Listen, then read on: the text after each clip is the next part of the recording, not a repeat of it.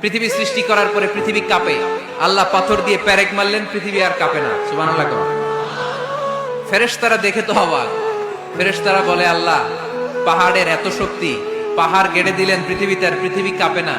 হাল মিন খালকিকা আশাদ্দু মিনাল জিবাল, আল্লাহ আপনার সৃষ্টির মধ্যে পাহাড়ের চেয়ে শক্তিশালী কি কিছু আছে? আল্লাহ বললেন, নাআম, আছে।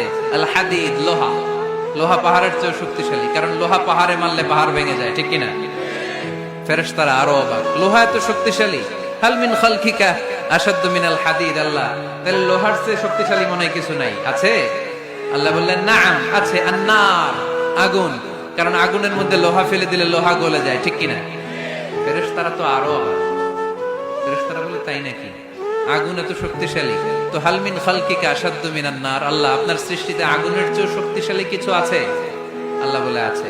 আলমা, পানি, কারণ আগুনের মধ্যে পানি ঢাললে আগুন পাওয়া যায়।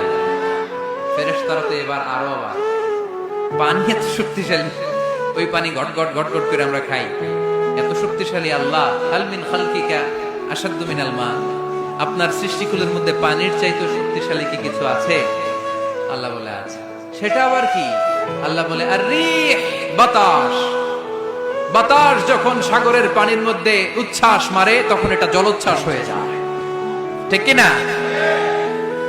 বাতাসের ধাক্কায় পানি জলোচ্ছ্বাস হয়ে এক জায়গা থেকে আরেক জায়গায় যায়।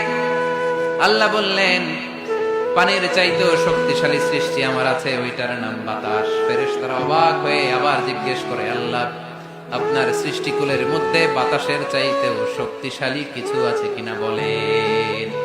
আল্লাহ বললেন, আছে। বাতাসের চাইতেও শক্তিশালী হলো আমার আশরাফুল মাখলুকাত মানুষ। মানুষ শক্তিশালী, ওই মানুষ